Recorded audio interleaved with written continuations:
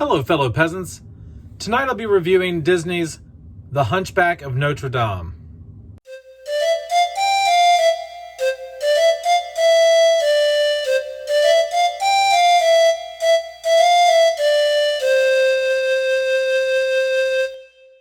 So I just got done watching Disney's The Hunchback of Notre Dame.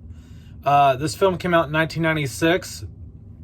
This is kind of towards the end of the Disney Renaissance with Beauty and the Beast, Little Mermaid, Aladdin, Lion King. Disney was on a roll in the early 90s with their animated films, going so far as to even be Oscar nominated for Beauty and the Beast. This film, when it came out, or even early on, so like when this film came out, I was like 10 or 11 years old. And I remember watching it then and realizing it was different than other Disney movies I had seen. It was darker. It was more serious. And so basically, what is The Hunchback of Notre Dame about? If you guys have never seen this movie, please go check it out. There are spoilers in this. If you haven't seen it, I'm just going to say right now, I highly recommend this. This is one of my favorite movies of all time. And so I really want you guys to appreciate it and watch it for yourself. Go watch it and enjoy it. I don't want this to ruin it.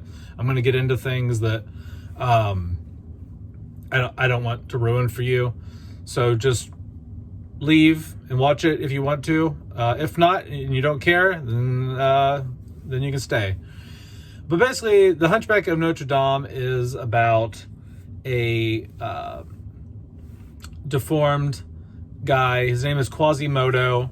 He has like some sort of birth defect of some sort where he's not very pretty looking. His face is disheveled or something like that. He's just not an attractive looking guy.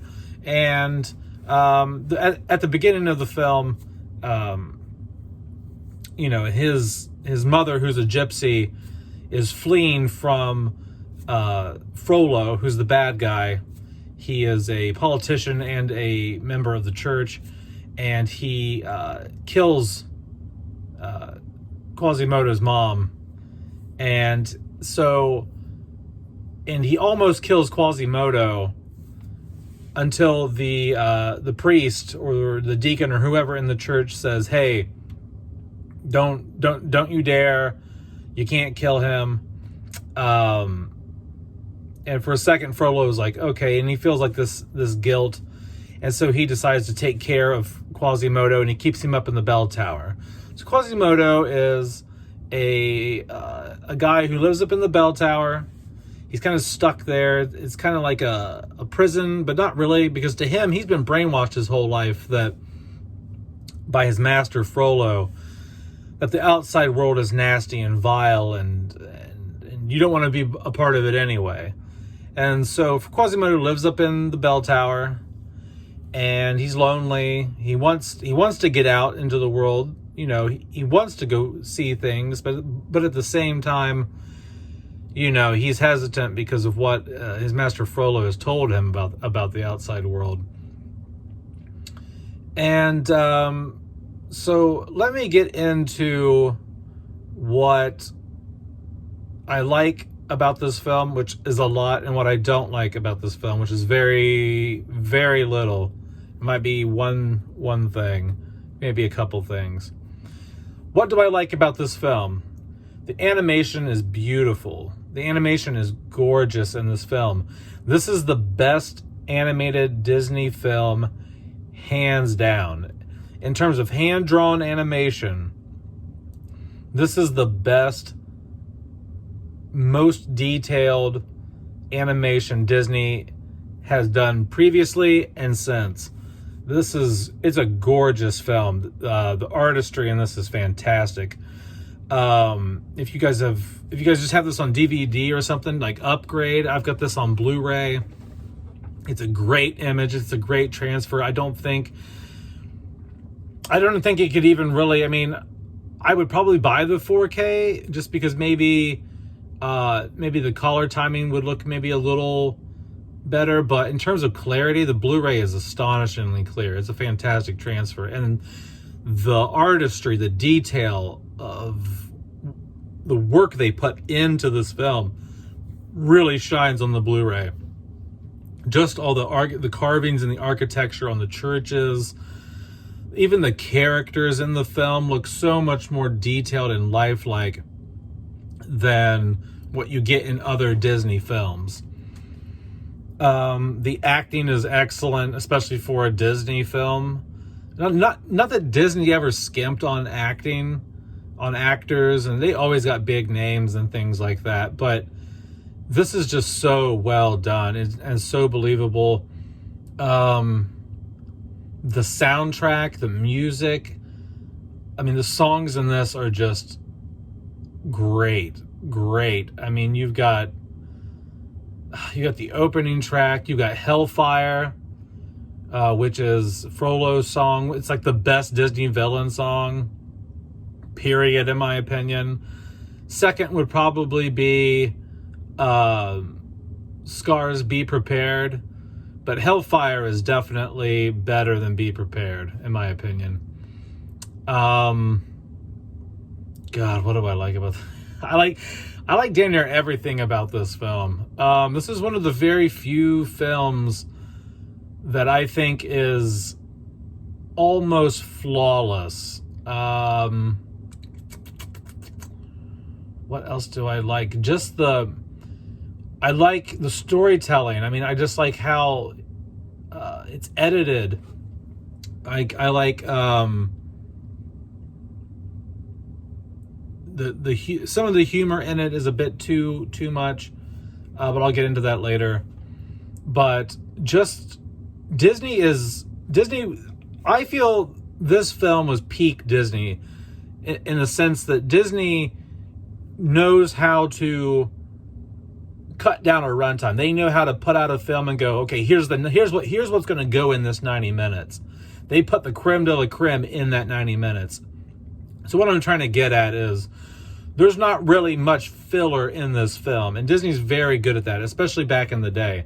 They were great at giving you exactly what you need and not throwing stuff in that you didn't need. Like, this movie just rolls and goes and goes and goes and entertains you, and next thing you know, the movie's over because you're like, wow, okay, we're already towards the end of the movie. You know, I literally just watched it, and when we got to a certain point, I was like, holy crap, we're already here, because the movie just flows so well.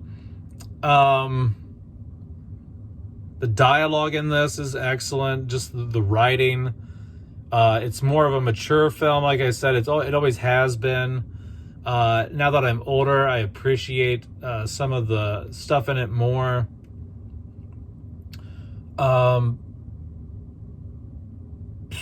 What else? I appreciate the message. The message of the film, in my opinion, is, to just accept other people. Don't pick on people. It's a really nice message. There's always good and evil in Disney films. There's always a good guy, bad guy, usually. But Frollo is very, very evil. He is. Watching this tonight, I haven't watched this in a few years, and he is definitely the most evil Disney villain, for sure. I mean, the movie opens up with him holding a baby over the well, which is Quasimodo, and saying he's gonna send it back to hell where it belongs, because he's gonna drown it and throw it into a well. I mean, that automatically right there makes you the most evil Disney villain, wanting to kill a baby. And the fact he's a murderous person all the way throughout the film. So I guess the last thing that I like about the film would really be just Frollo is my favorite Disney villain, because he is such a bad guy. He is such an evil dude. He wants to kill Quasimodo at the beginning. He kills Quasimodo's mom at the beginning. He he believes this one family at one point who lives next to this windmill is harboring gypsies. And so he puts a spear on the door to block the door, and he tells Phoebus, one of the other characters in the film, who's like a military guy who's brought in, because I'll back this up for a second. So Frollo has a really, he's obsessed with the gypsies in Paris, and he hates them, and he wants to rid the city in France of the gypsies. Frollo is a character who is like really conflicted. You know, he's a member of the church, he's a politician, but he is also conflicted because he has, you know, he's filled with sin. You know what I mean? He wants to sleep with Esmeralda. He kind of secretly wants to be part of the gypsy life, you know? And so I think that's why he hates them so much, you know what I mean, kind of thing. And so, anyway, so Frollo is like, he's wanting to kill all the gypsies. And so, at one point, he tells Phoebus, the commander who's working for him at the time, that he brings in to help kill the gypsies. He's like, burn the house down. And Phoebus is like, they're innocent. We don't even know if they really were harboring gypsies. He's like, I don't care. And he lights the house on fire, and Phoebus has to break in and save him. But yeah, I mean, Frollo is just a nasty, nasty villain. He is, in my opinion, by far the best Disney villain, because he's such a piece of crap. You know what I mean?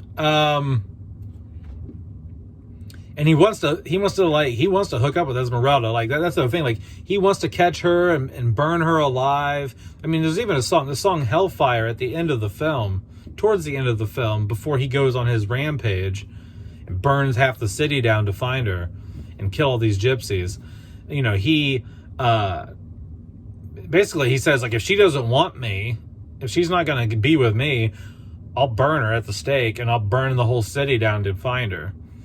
I mean, that's what the whole song is about. Is about how he's conflicted and how he wants to sleep with her, and and if she won't do it, he'll burn her. So he's a pretty evil dude.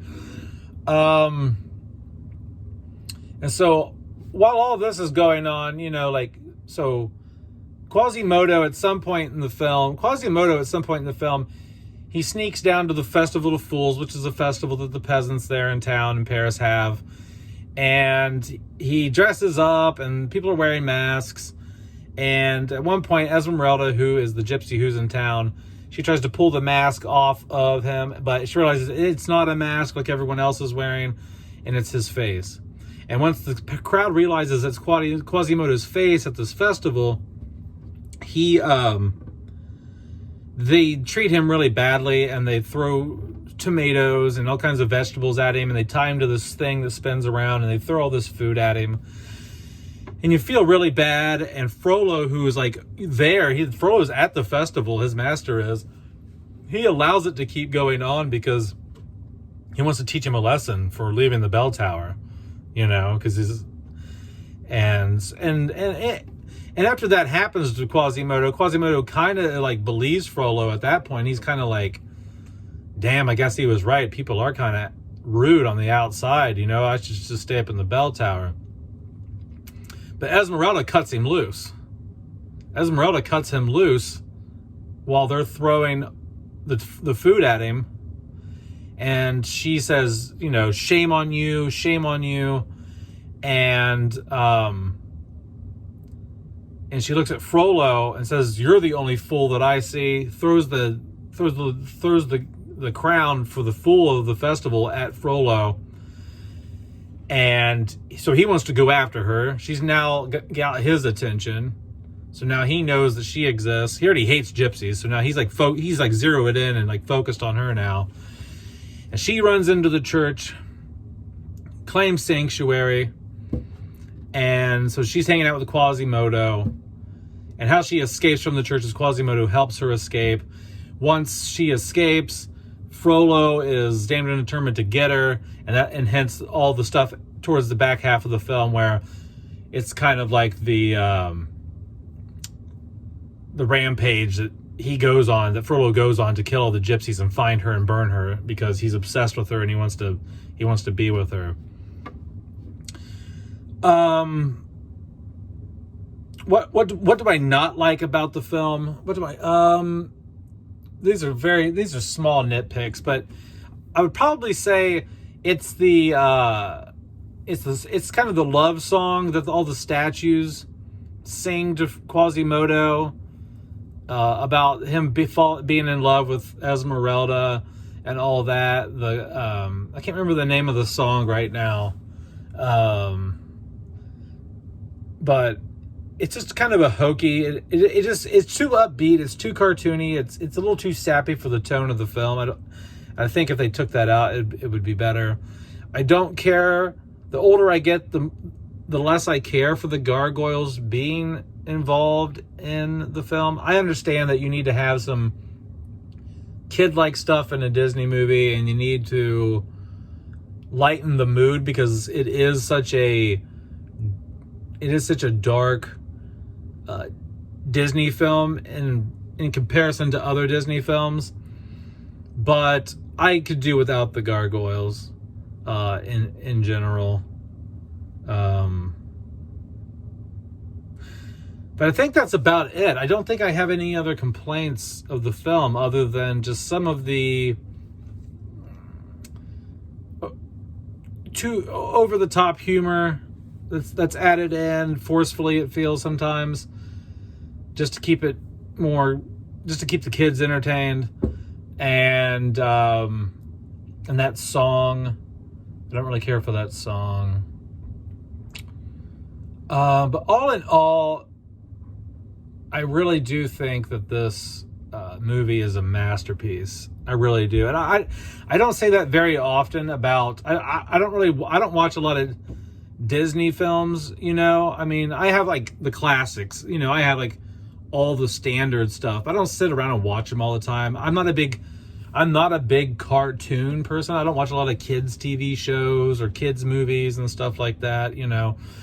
But Disney animated films, I really love Disney's animated films between like the 1950s. I mean, Snow White's okay, but I really like their classic stuff, like from the 50s and then from like late 80s to late 2000s. I think they've kind of fallen off lately, but this movie is a masterpiece in my opinion. I think it is the finest Disney film. Not just the best Disney animated film. I think this is the best film that Disney has ever made, in my opinion.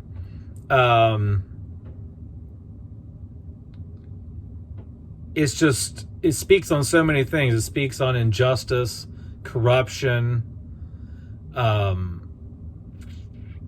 political corruption within the church. It teaches you lessons on how to accept people that are outcasts, people that may not look like you, people that are different. It teaches acceptance, teaches you to be nice, just be a decent human being to other people. Don't be a jerk, you know. And because regardless of Frollo being such an evil piece of crap and being the mentor for Quasimodo is pure of heart. You know, he's innocent. And so Frollo wasn't able to ruin him and make him completely not want to see the outside world or be bad himself, you know. Quasimodo is still a pure of heart hero in this film, and in the end he kills Frollo. Frollo falls off the church into a big pit of lava, fire stuff, whatever, you know. And that's what he gets. Excellent death too. Excellent death. I mean, my God. I mean, I love when Disney villains fall off of things. I don't know why that is, but I love just in movies in general, I just love when a bad guy falls off of something, like a big building or a mountain or a cliff. And Disney's like the masters of that. You got to think like Snow White, like their OG cartoon, the witch falls off the cliff. You know what I mean? Like they did it in their first movie. You know, Scar falls off of Pride Rock. Frollo falls off the church. Ratigan and the Great Mouse Detective falls off the clock. Who else falls off of something? Gaston falls off the castle. I'm trying to remember. How does the Mulan bad guy die? No, he blows up. Yeah, the rocket blows him up. Anyway, I really love when bad guys fall off of stuff. I don't know. It just seems like a really gnarly death. But anyway, guys, check this movie out if you haven't seen it in a while. And if you haven't seen it and you watch this review, I warned you that I was going to ruin some stuff for you, but you didn't care, obviously, because you've sat through 21 minutes now of this film, of this review.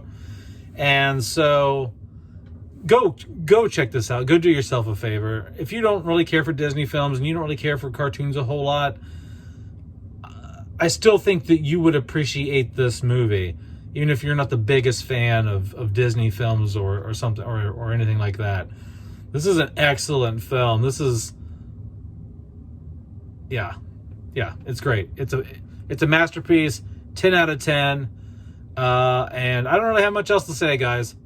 Let me know down in the comments below if you like The Hunchback of Notre Dame, if you think that it's awesome like I do. And if it's one of your favorite Disney films, this movie is a super underrated Disney flick, for real. I wish more people knew about it and appreciated it the way that I appreciate it. But that's it, peasants. Have a good one. Peace out. Bye-bye.